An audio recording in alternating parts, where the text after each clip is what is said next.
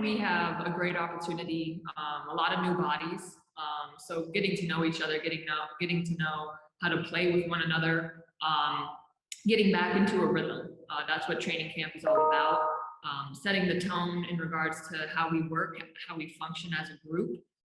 Those habits are built in training camp. And so the first 2 days have been full of good energy, encouragement, guidance, coaching. I know that usually the first couple of days you're just excited to be out there. And so keeping in mind that there's a pace to the game that you need to have. You're not just going 100 miles per hour the whole time. And so I think overall just paying attention to the little details that are going to make a difference as we go throughout the rest of the season.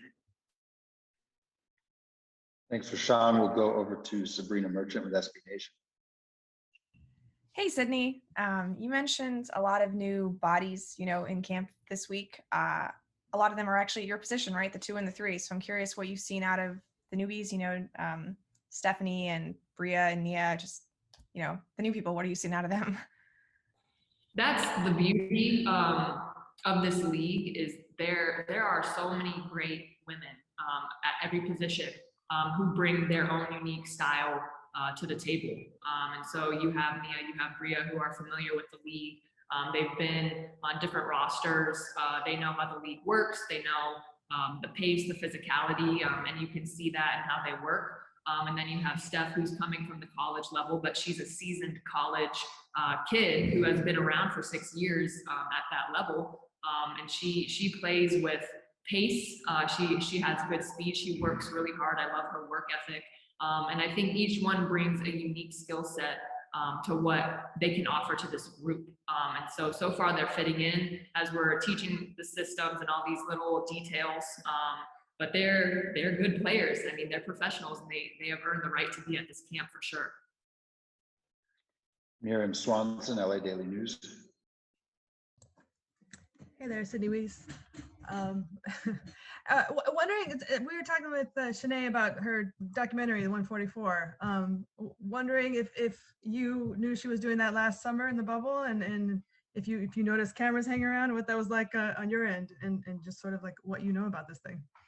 Yeah, I heard while we were in there that Shanae had the idea, and ESPN had the idea of making a documentary about the experience in the bubble. And so I know that there were a couple times where we had team events where there's a camera crew around just to document behind the scenes. And I think that was the case for teams throughout the league. Because obviously it was such a unique situation where we were all in one area. And so I think ESPN did a really good job documenting behind the scenes footage to help us go back in time and even let people who weren't in that experience in the bubble realm to see not just what we put on TV with basketball and social justice advocating, but what it was like in the villas, what it was like on campus, in the hotels, getting to practice, all those little nuances that only the groups and the teams and organizations that were in there.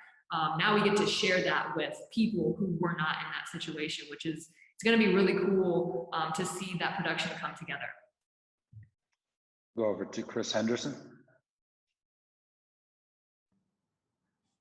Hello, Sydney, and hope everything goes well for you this season. I have a question. So the 25th anniversary for the WNBA, they're going to city jerseys. I got to ask you, what do you think about the Spark City jerseys? What do you think about the team jerseys that you guys are implementing?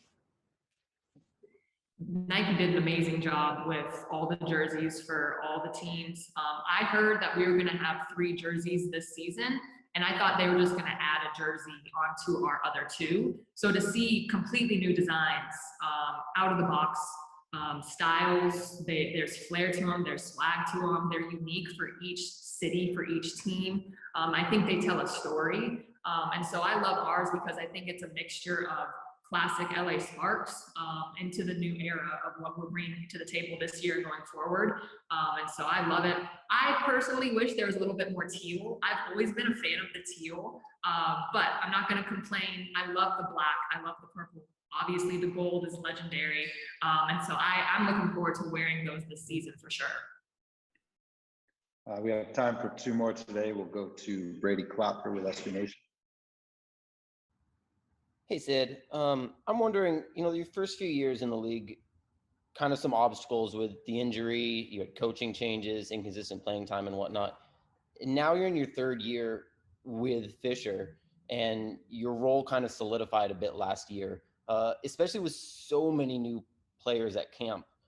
What's it feel like for you to kind of be the veteran in terms of knowing the system, being used to Coach Fisher, and how comfortable do you feel?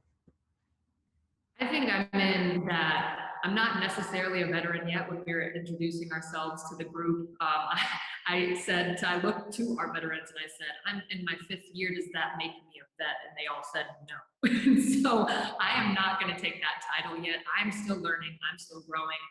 We have a lot of great vets that I look up to. KT being here, she brings it every day, and she has that history within the league full of success, and her resume stands for it. And so I'm excited to learn from her. And then I think because of the experiences playing for Fish going into my 3rd year, our 3rd year together, I know that there are things that I have experienced with him that can help me with the newbies and teach them and guide them as best as I can. And so there's a balance too. I'm still learning, I'm still growing, not necessarily a vet quite yet, but I also have enough years under my belt and enough experiences where I can now step into that guidance piece and teaching as well, that, you know, I haven't been able to do in the past because I didn't know yet either. And so it's a cool position to be in, and I'm very fortunate to continue to learn and to help as much as I can. Last question for Sydney will go to Roz Golden-Wude with Spectrum Sportsnet. Long time no speak. It's Roz. Covered you in college. What's up, girl? Hey, girl. Hey. You know, to piggyback that last question, wanted to hear about what do you think were some of the most important things you added to your game and your understanding of the pro level season after season to get you to this point? I think something that was unique in this off season for me was I was rehabbing an ankle injury, and I've learned that when injuries happen, there's so many things that you are presented to learn that you wouldn't have been presented if you would have remained healthy and you kept it pushing, like nothing happened. And so I was able to take a step back from going overseas, to really focus on starting from the ground up, teaching myself how to move properly, to move more efficiently. Obviously, you're rehabbing and making sure your ankle is taken care of, but with that, it's like you're resetting your body. And that gave me time to work on different skills and different moves from the point guard position, from the 2 and 3 position, and really take my time with that, because usually a lot of us go overseas and you're just thrown into another system, you're thrown into practices, into games. And so this gave me some time to really focus and break down, okay, how can I finish better in the paint? How can I have better body control when I'm driving through the trees and I need to jump stop and either finish or pass it out? And so paying attention to those little details. I think the first couple years in the league too, you don't really have time to focus on that because you're trying to get a handle on the pace and the physicality within itself. So it's like survival mode. And now I feel like I got to a point where I can focus on those details. And that's what it is now going forward, is those little details that can set you apart and keep elevating your game as you go from season to season.